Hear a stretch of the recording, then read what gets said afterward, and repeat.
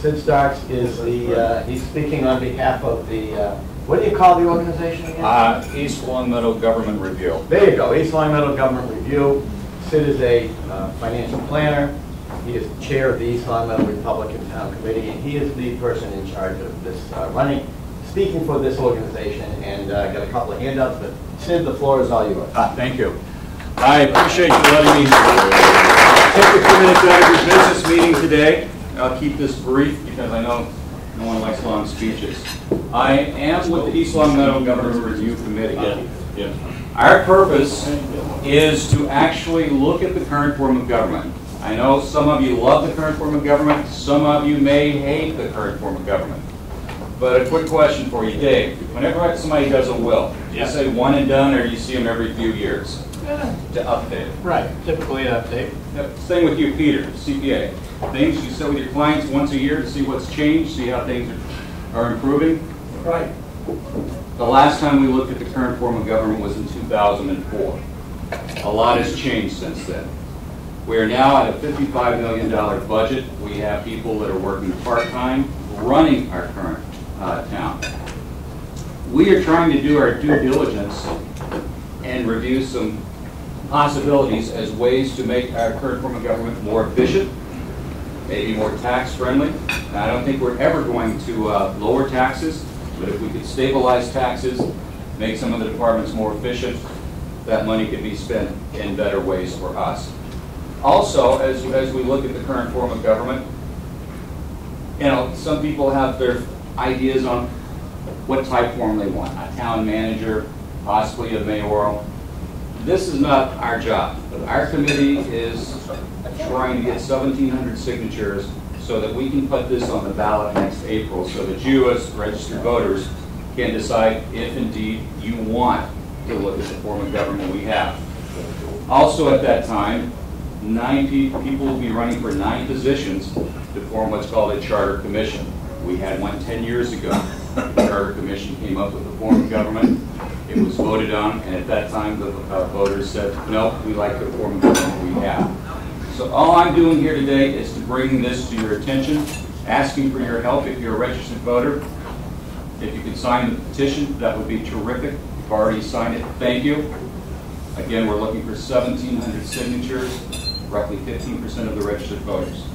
Now, with that said, any form of government we choose is only going to be as good as the people we put into office. So, as you know, the number of voters each year gets lower and lower. We have a primary coming up September 9th, so I'll encourage you to get out and vote on that day. And with that said, does anybody get any questions? You said you need 1,750 signatures to get it on the ballot? On the ballot. The reason we're going through the signature process, we're trying to keep as much as possible politics out of it. We could petition the selectmen to do this. As you know, depending on who's in office, we have some good people in office, but a lot of times they'll take a piece of paper and say, hey, that's a great idea, and next thing you know, it's in the shredder. There's people like job security. So that's one reason we're going through the petition process. How many signatures do you have now? We have roughly 800 signatures. So we started this basically last May when we had the election. What's the date so it can get on the ballot? When do you have to have all the signatures? We hope to have the signatures knocked out by December. That'll give people time to actually get their petitions together and run, get their signatures to run for office, to run for the Charter Commission. And where can you sign the petition? How do you do it? You can sign it right here. You can stop by Acres Power. You can stop at this great location at 69 Maple Street. Great landlord.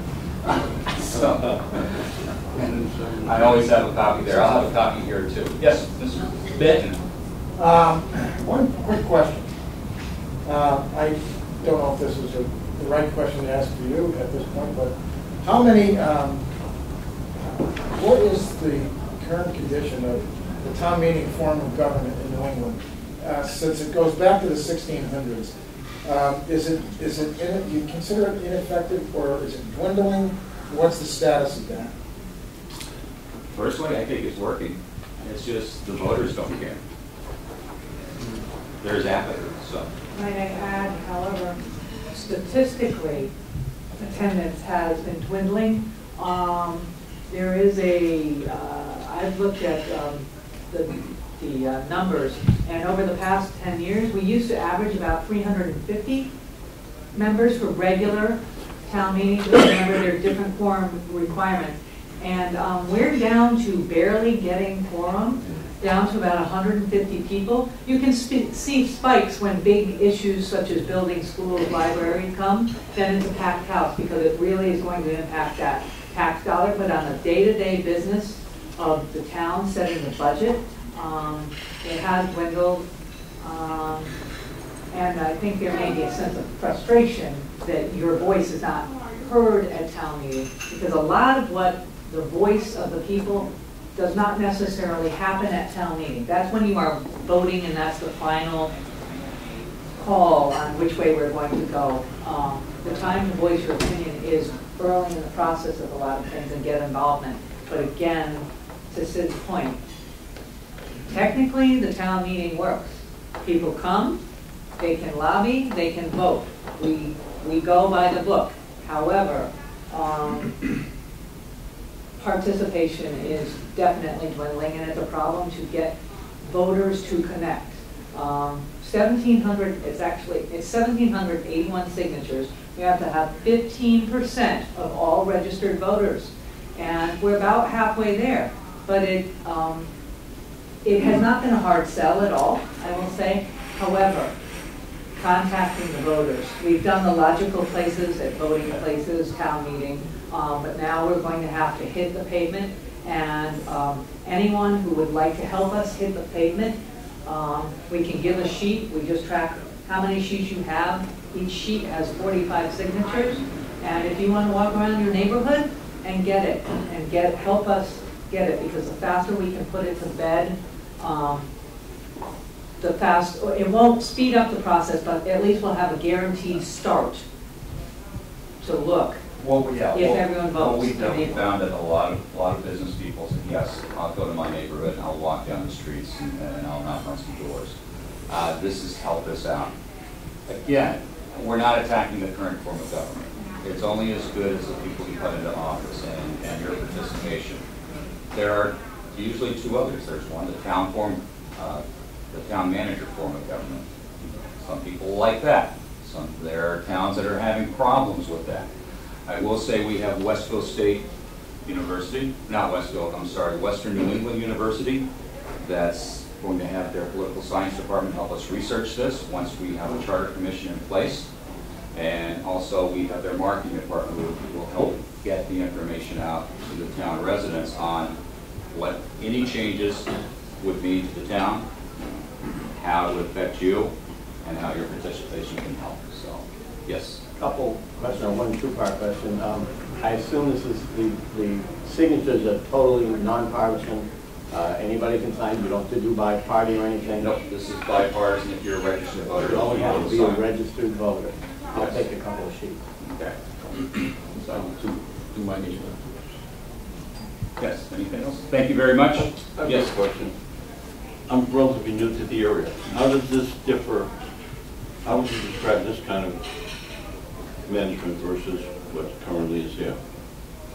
As far as possibly the other type, town manager or Yeah. mayoral, again, it's only The as home good. rule legislation versus what's here now? Well, right now, for instance, many of you know, the last election, there were some people that were upset and saying, we've got to get people out of office. There is no charter in East Long Meadow. There is no recall vote in East Long Meadow. A few years ago, we had an incident where an elected official had some problems, and that person chose to resign. If he had not resigned, he could have stayed in office. So the voters have no recall ability whatsoever. It is what it is. You get what you vote for. Okay. Does that help? Yeah. Okay. Again, thank you very much. I don't want to take all your time.